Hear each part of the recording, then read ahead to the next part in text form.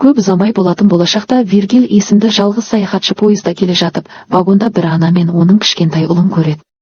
Жомарттық танытып, ол балаға тамағынан береді де, келесі станцияда түседі.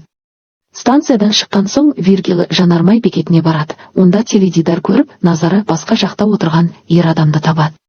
Ол комплекс деп аталатын жерге жеткізуі керек болған Кейт есімді жүргізушімен кездесуге келіскенін айтып, бұл маңнан біреу өткен-өтпегенін сұрайды. Алайда әлгі адам оны елемей, теледидардағы киноны көруін жалғастырады. Виргил бас тартып, бекеттен дәретхана іздеуге кетеді, бірақ оны таба салысымен, сырттан біреу оны іздеген жолаушы емес пе деп сұрайды. Виргил растайды да, бетін жуған соң екеуі шөл даладағы бос жолмен комплексті іздеп жолға шығады. Көп ұзамай Кейт жолаушыға жүргізу ақысы $200 бөлек, келісімде болмаса да, ішкен суы мен жолға жұмсалған отын үшін төлеуі керегенін хабарлайды. Виргил бұған келіседі, себебі оған комплекске тезірек жету керек. Бұдан да жаманы, жолдың жартысында көліктің дөңгелегі жарылып, Виргил оны өзі ауыстыруға мәжбүр болады, әйтпесе жүргізушінің қызметі үшін қосымша ақы төлеуі тиіс. Ол жұмысты істеп жатқанда, Кейт бір иттің жараланған, екінші бір итті жеп жатқанын көріп, оны қуып жібереді. Содан кейін тасты алып, жануардың азабын тоқтатып өлтіреді. Бұл суық сәтке қарамастан, Виргил әлемнің қатыгез жерге айналғанын, және тек күштілер ғана аман қалатынын біледі, сондықтан жұмысын жалғастырады. Қосалқы дөңгелекті ауыстыра салысымен, олар түнге дейін жолын жалғастырып, шөл далада аялдап, лагерь құруға шешім қабылдайды. Шөл даладағы әңгіме және алтынның табылуы. Ошақ басында Кейт Виргилден қайдан келгенін, және комплексте не істемек ойы бар екенін сұрайды. Саяхатшы батыстан келгенін және тапқан жарнама қағазында айтылғандай, егістікте жұмыс істеу мүмкіндігін іздеп жүргенін айтады. Кейт оған күліп, комплекстің арзан жұмыс күшін тарту үшін осындай жарнамаларды жиі қолданатынын және адамдарды ауыр жұмыс істеуге мәжбүрлейтінін айтады. Бірақ Виргил бұған мән бермейді және бәрібір баратынын айтады. Келесі күні екеуі жолды жалғастырады, бірақ бұл жолы Кейт біраз ұйықтау үшін рөлді жолаушыға береді. Мәселе мынада, Виргил кондиционерді максималды деңгейге қосуға шешім қабылдайды, соның салдарынан көліктің аккумуляторы істен шығады. Кейт оянып не болғанын көріп, ашуланып көліктен шығады, себебі Виргил көлікті зақымдаған. Виргил кешірім сұрайды, ал жүргізуші сабырға келіп, бұл көліктің шлангысындегі проблема болуы мүмкін екенін, және оны жөндеуге тырысатынын айтады. Бұл уақытта Виргил дәрет сындыруға орын іздеп, шөл даладан бір нәрсенің көмілгенін табады. Ол Кейтті шақырады, ал жүргізуші жақыннан қарап, алтынға ұқсайтын ерекше тасты көреді. Кейт кішкентай оттықты алып, затты өртейді, егер ол қара болып кетсе, бұл нағыз алтын емес дегенді білдіреді. Алайда олар сынақ жасағанда, оның шынайы алтын екенін, және жер астында одан да көп болуы мүмкін екенін түсінеді. Кейт пен Виргил тез қаза бастайды, және үлкен алтын кесегіне тап болады, оның құны өте зор болуы тиіс. Бірақ бұл кесек тым ауыр болғандықтан олар оны көтере алмайды. Кейт оны көлікке байлап тартып шығаруға тырысады. Бұл да жеткіліксіз болады, бірақ Кейт бас тартпай, тағы да біраз қазады. Сол арада Виргил тағы біраз су ішеді, бетін жуады. Бұл Кейтті ашуландырады, себебі бұл қиын уақытта су тапшы ресурс. Бірнеше сағаттық жұмыстан кейін екеуі де тынығуға шешім қабылдайды, себебі түн түсіп, жабайы иттердің жүретін уақыты жақындайды. Олар отқа жағатын отын жинауға асығады, бірақ Виргилдің аяғы жараланғандықтан тез жүре алмайды. Сатқындық және қасіретті аяқталу. Бәрін жинаған соң Кейт от жағып тойлай бастайды, себебі барлық қиындықтарға қарамастан олар өте құнды зат тапты. Дегенмен олар әлі де осы алтынның бәрін тасымалдаудың жолын ойластыруы керек, сондықтан Кейт экскаватор, артты күрек әкелуді ұсынады. Содан кейін ол өзі сенетін адамның атын айтып, Виргилге кері қайтып, машинаны қарызға алуды тапсырады. Алайда саяхатшы оған сенбейді, және Кейт жақын маңдағы қалаға барып, экскаватор әкелгенше алтынды күзете тұруға шешім қабылдайды.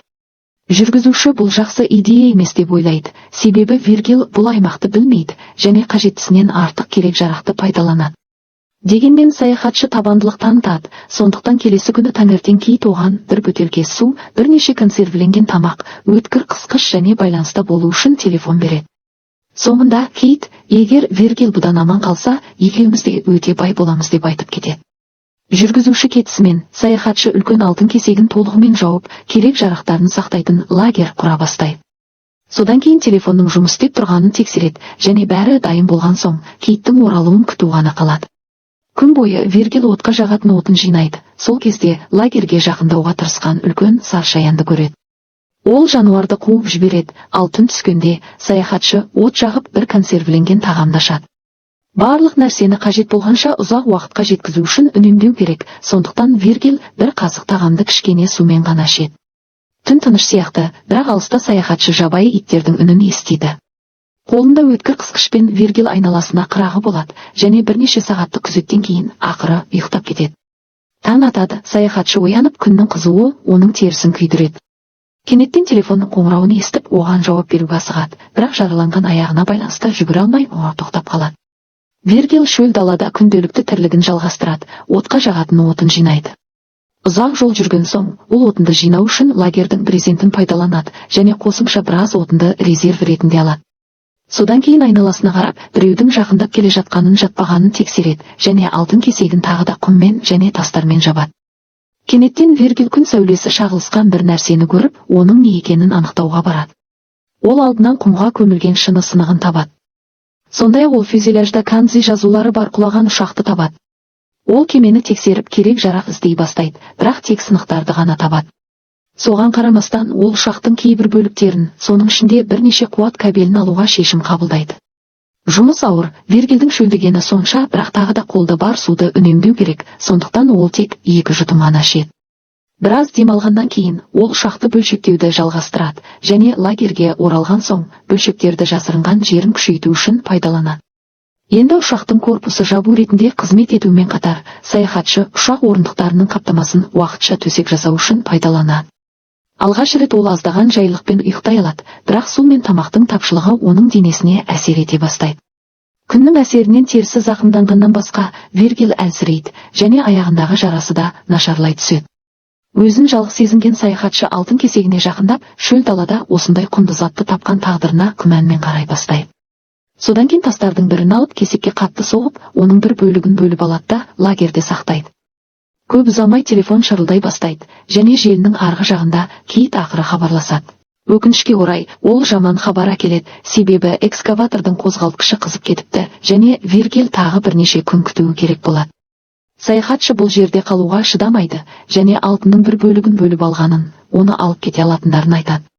Алайда Кейт бір қателіктің алтындарын біреу ұрлап кетуіне жеткілікті екенін біледі, сондықтан олар оны бірден жинауы керек. Содан кейін ол Виргилдің күтуі керектігін айтады, және ол оралғанда ешқайсысы шөл далада қайтадан аш немесе шөлдемейтінін айтады. Осы жұбаныш сөздермен ғана саяхатшы шөл далада қалып, алтын кесегін қорғауды және Кейтті күтуді жалғастыруға келіседі. Түн түскенде отын жанып, от баяу сөне бастайды. Онымен бірге жабайы иттердің үруі күшейіп, Виргил жануарлар кез келген уақытта шабуыл жасайды деп қорқып, сандырақтай бастайды. Осыған байланысты ол бір отынды алып, шөл даланың шексіз қараңғылығында келе жатып, оны алау ретінде пайдаланады. Айналасындағы тіршілік иелері үріп, ұлып, ақырғандай болады. Олардың тобы жалғыз саяхатшыға шабуыл жасауға дайын тұрғандай. Олардың бірі шабуыл жасауға жақындағанда, Виргил мылтық дауысынан және одан кейінгі иттің айғайынан шошып кетеді. Саяхатшы оқ қайдан шыққанын көруге тырысады, бірақ жақын маңнан ешкімді таппайды, және бұл бәрі оның қиялының жемісі деп санайды. Содан кейін ол ұшаққа оралады, бірақ түн бойы ұйықтай алмайды. Сонымен қатар күн өткен сайын құрғап, жаралана бастаған бетінің айналасында шыбындар ұша бастайды. Күн тағы да атады, және Кейт қалдырған су қоры баяу құрғап барады. Виргил өз бөтелкесіне тағы біраз су құйып жатқанда, жанына қарап, оған қарай жылжып келе жатқан қара басты жолақты жыланды көреді. Енді тамақты таусылып бара жатқандықтан, Виргил қысқышын алып, оған шабуыл жасауға дайындалады. Алайда ол мақсатына тигізбей қана қоймай, жыланды қорқытып жібереді, сонымен қатар бөтелкесін құлатып, судың көп бөлігін құмға төгіп алады. Виргил үшін жағдай нашарлай түседі, себебі оның тамағы таусылды. Суы таусылуға жақын және күн өткеннен қатты қызып кетіп, жылулық соққыдан зардап шегеді. Соған қарамастан ол қалған күшін пайдаланып, ұшаққа қайта оралады және лагерін нығайту үшін тағы да металл бөліктерін алуға тырысады. Алайда бұл әрекетті жасап жатқанда, ол шөл далада келе жатқан беті жабық әйелді көреді. Оның беті жабық және киімінде әртүрлі керек жарақтар бар, бірақ Виргил оның алтынды іздеп жүр деп қорқып, ұшақтың ішіне тығылуға тырысады. Ол кішкентай алтын кесегінде рюкзагына тығады, бірақ бұған қарамастан, әйел оны ұшақтың ішінде көріп, шығуын сұрайды. Ол оның мұнда не істеп жүргенін сұрайды, бірақ Виргил жай ғана өтіп бара жатқанын айтып, өз жолымен кетуін айтады. Алайда жұмбақ әйел оған сенбейді, және ол бір нәрсені немесе біреуді іздеп жүрме деп сұрайды. Виргил бұл уақытта жайлы немесе қауіпсіз жерлер жоқ екенін айтып, шөл далада аман қалуға тырысып жатқанын жауап береді. Содан кейін әйел егер қаласа 5 шақырым жерде баспана мен су таба алатынын айтады. Ол сондай-ақ жақын маңнан ер адамның баспанасын тапқанын және аздап жылыну үшін сонда бара жатқанын айтады. Бірақ Виргил оны тоқтатуға тырысып, отты ұшақтың алдында жағалатынын. Содан кейін ол өзінің лагеріне қарай бет алады, бірақ әйел ер адамдар туралы шындықты білгісі келіп, онымен бірге жүре береді. Бір сәтте Виргилдің ашуы келіп, әйелге айқайлай бастайды. Оған лагерді де, ұшақты да бергенін, енді оны жалғыз қалдыруы керектігін айтады. Алайда бұл ашу мен күш жігері Виргил үшін жақсы болмайды, себебі оның энергиясының шегіне жеткен. Әйел оны келемеждеп шөл далада ашуланбау керектігін, әйтпесе өмірін тезірек жоғалтатынын айтады. Содан кейін ол аяқ киімін шешіп, тыныш демалып, тынығуға кеңес береді, себебі бұл ыңғайсыздық тез өтеді.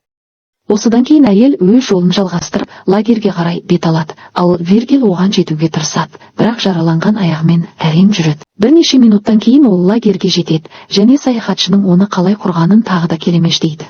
Бірақ ол оның мұнда қалай келгені, және не істемек ойы бар екендігі туралы сұрақтар қоюды жалғастырады. Ақырында ол бас киімін шешіп, тыртықтармен және кір дақтармен жабылған бетін көрсетеді. Әйел көп ұзамай Виргилдің бір нәрсені жасырып жатқанын түсінеді, және оны олардың аумағына басып кіргені, және өзіне тиесілі емес нәрсені ұрлаған үшін айыптай бастайды. Содан кейін ол оған дереу кетуді бұйырады, бірақ оның орнына Виргил күрегін алып, әйелді бір соққымен құлатады. Мұны істегеннен кейін саяхатшы бейтаныс әйелдің басынан қанның жайылғанын көріп, кінә сезіміне беріледі.